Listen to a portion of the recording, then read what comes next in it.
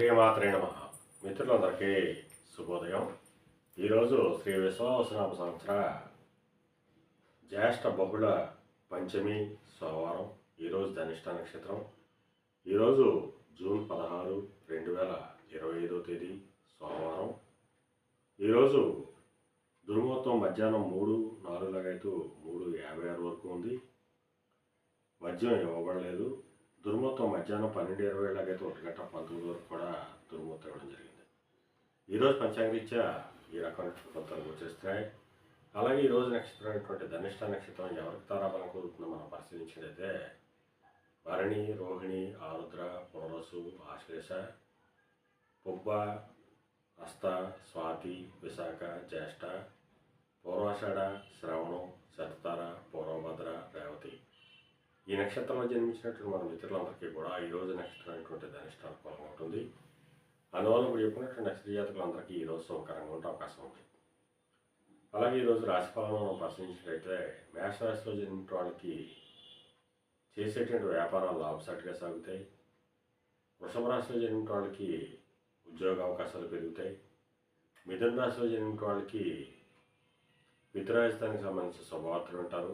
పితృవర్గీయులతో విభేదాలు విరోధాలు తొలగిపోతాయి.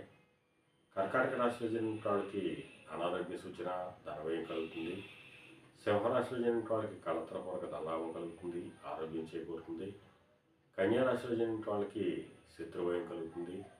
తులారాశిలో జన్మించిన వాళ్ళకి సంతానానికి సంబంధించిన శుభవార్తలు వింటారు.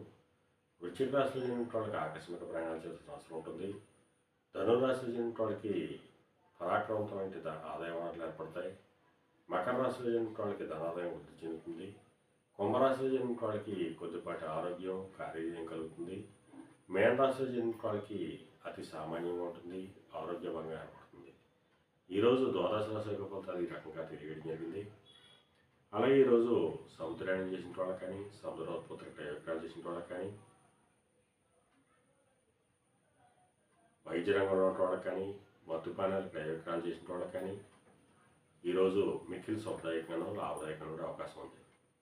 అలాగే వ్యవసాయ రంగంలో ఉన్న వాళ్ళకి కానీ, వ్యవసాయ ఉత్పత్తులు ప్రయోగాలు చేసిన వాళ్ళకి కానీ, ఎలక్ట్రికల్ డిపార్ట్మెంట్లో ఉన్న వాళ్ళకి కానీ ఈరోజు మిక్కిలి శుభదాయకంగానూ లాభదాయకంగా ఉండే అవకాశం ఉంది. అలాగే ఈరోజు సోమవారం. అందువలన ఆ చంద్రశేఖరుణ్ణి, పరమేశ్వరుణ్ణి ఆవు పాలతో అభిషేకించినట్లయితే సర్వశుభాలు కలుగుతాయని చెప్పి శాస్త్రీత్యా తెలియజేయడం జరుగుతుంది. అలాగే మళ్ళా రేపు శుభోదయం కార్యక్రమంలో మరిన్ని విషయాలు తెలుసుకుందాం. అంతవరకు మన మిత్రులందరికీ మరొకసారి శుభోదయం. ఇట్లు మీ పెదబాబు సిద్ధాంతి, కొలాల మామిడాడ.